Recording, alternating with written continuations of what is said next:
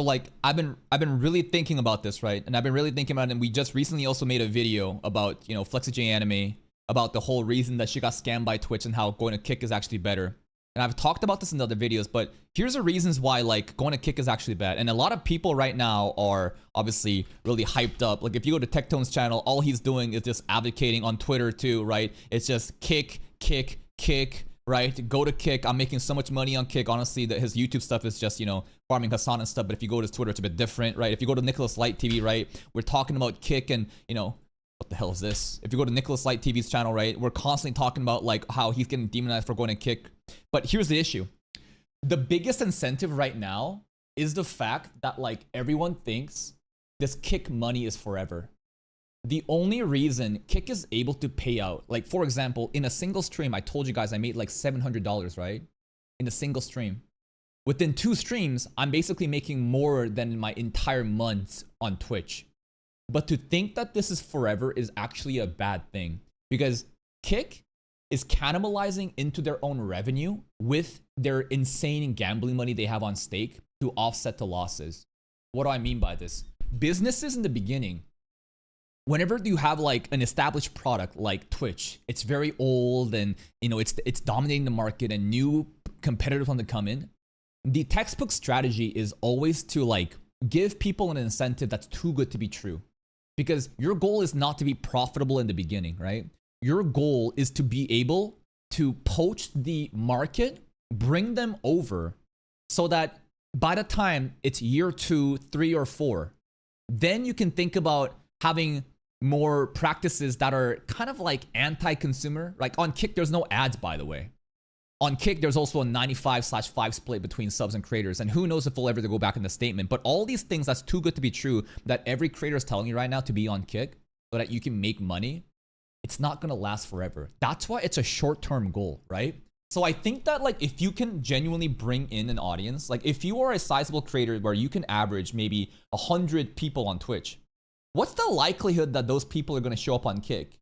I don't think all of them will show up on Kick. I think that maybe like 50% will show up. Like in my personal experience, I was averaging around like what? Like if we go on Twitch tracker right now, right? Look at this. If we go on Twitch tracker, well, that's my stream. And if we go on my stream, right? Basically the month that like I left for Kick was right over here, right? March 2025, we were averaging like 242. We were streaming, it says only 144, but it's because I left at like the last like week and a half. I usually stream like 6 to 8 hours a day, and we're able to like average around 200 hours roughly, around like 250 people. But like once I'm on Kick, obviously not everyone's gonna show up because of a couple of reasons, right? I think the main reason is the fact that not everybody is willing to go to Kick due to its association with gambling. I know that I talk a lot about how it's stupid to have this like moral grandstanding and ethics perspective of how you think that Kick is better than Twitch. It's stupid. Both platforms exist under the same umbrella with using, you know, Amazon AWS, you know, services. To think that you are somehow better than Twitch is so wrong on so many numbers. I already talked about the whole like Kick trying to be more brand friendly and demonetizing watch parties, which I talked to you about. That's why anime reactions is demonetized on Kick. But also the fact that like gambling content is demonetized. On Twitch, there's an entire slots category. To think that like there's no gambling, monetized gambling on Twitch is so wrong. And to have that ethical position is so wrong on all fronts. But there are people that's inevitably not going to go to Kick because of those reasons. But if we forget about that, there's like different people who won't have like downloaded the apps. Maybe the apps won't work in their country or whatnot. But in terms of like user experience, the fact that you get no ads, the fact that you can literally scroll, like it's like the YouTube player, right? On Twitch, you don't have that option. On Kick, it's way better. So if you're able to bring in a decent amount of, you know, people from Twitch over to Kick, I think it is a good idea in the short term to be making that much money. But not all businesses can continue this, bro.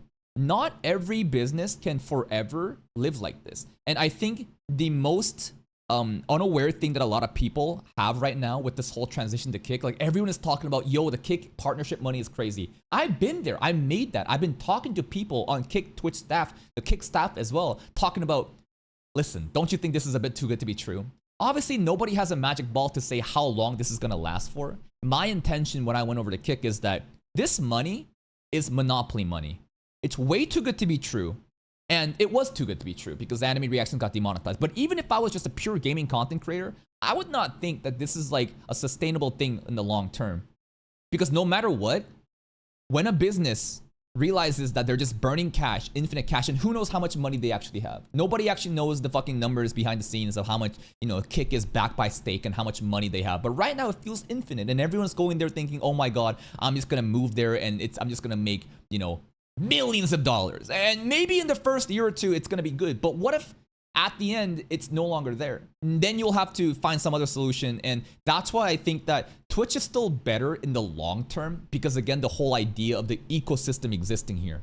When I go on Kick, I am suddenly cutting off any forms of collaborations and cross-pollination of audiences when I, at the end of the stream, I rate somebody or I get rated myself. The benefit on Twitch, it's not really about the money. The money is garbage on Twitch, but it's the fact that a lot of people are there and the fact that you can increase your live streaming audience gradually on Twitch by being on Twitch, but also promoting yourself on Twitch. On Kick, it's kind of like an isolated forest.